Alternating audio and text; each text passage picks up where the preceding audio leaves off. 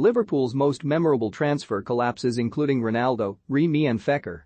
In football, there's always a chance a move could collapse before the player signs on the dotted line. Arsenal, for example, almost signed Zlatan Ibrahimovic before his breakthrough at Ajax. Every Premier League club has endured their fair share of near misses in the transfer market, and Liverpool are no different.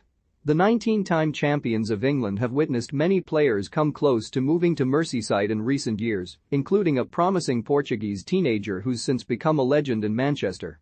Here, Mirror Football recalls Liverpool's most memorable transfer collapses. It won't be comfortable reading for those who dreamed of a move to Anfield. What could have been?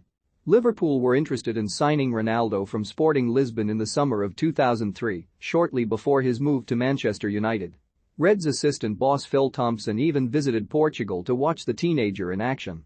He was reportedly keen on a move to Merseyside, yet nothing materialized, and he went on to become an icon at Old Trafford, instead winning the Ballon d'Or 5 times.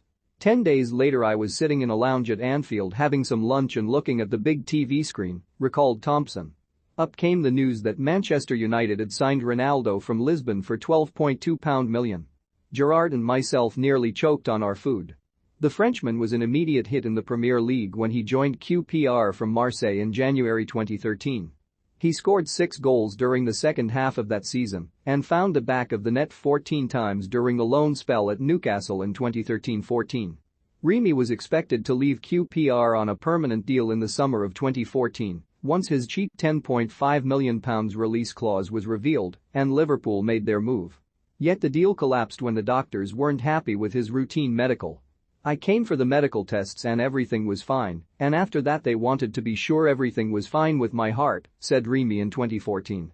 "They asked for a specialist for the heart, and apparently the guy said they did not 100% agree if I could keep going or had to stop football. I didn't understand because they knew before I came. I just told my agent if it is not happening. I was more confused by Liverpool saying that I had medical problem because it is not fair.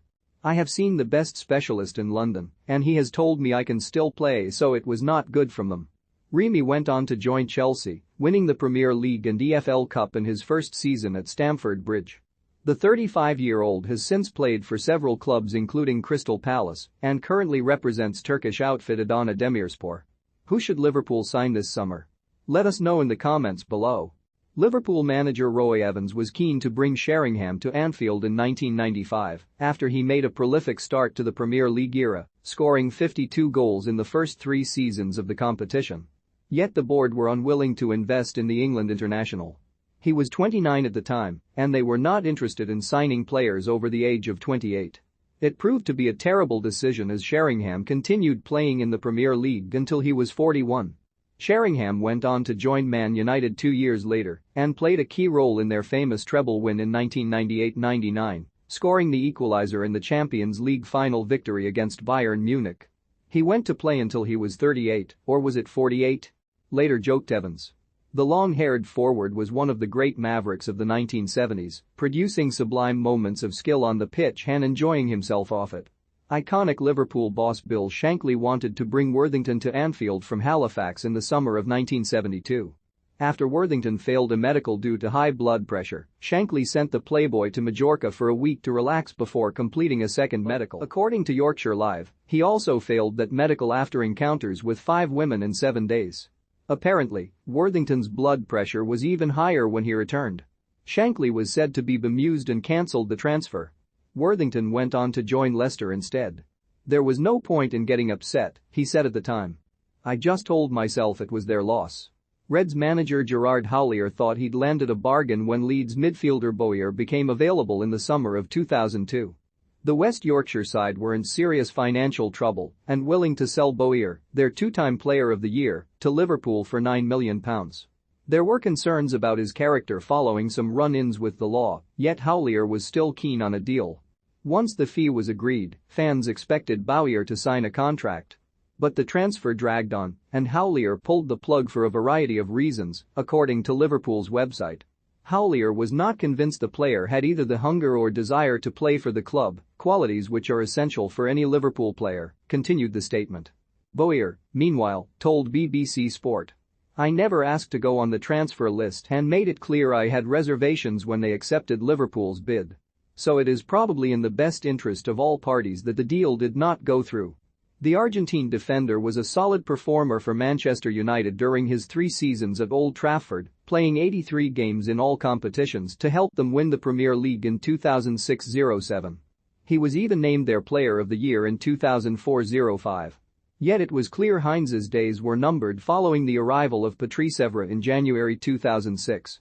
Liverpool came in for the defender in the summer of 2007, and he was determined to leave, insisting the Reds had met his £6.8 million verbal release clause. Legendary Man United boss Sir Alex Ferguson refused to sell Heinz to a rival, a bitter one at that, and the case even went to a tribunal. In the end, Heinz joined Real Madrid that summer and later apologized to Ferguson for his actions. "I don't have many regrets from my career as a footballer, but that episode with Ferguson has to be one of them," said Heinz in 2011. "I'm impulsive and strong-willed, and this has got me into trouble at times, which was the case at the time when I left United. On reflection, it is easy to see that Ferguson was a major influence on my career. In a positive way, he demands that his players dig as deep for the cause, and I'm sorry that we fell out in the final days because I still have so much respect for him." The France international almost became a Liverpool player in the summer of 2018 when the Reds agreed a transfer fee with Remy. Fekir, who scored 23 goals in 2017-18, even spoke with Jurgen Klopp about the move before it collapsed in strange circumstances. "Everything was closed," recalled Fekir in 2021.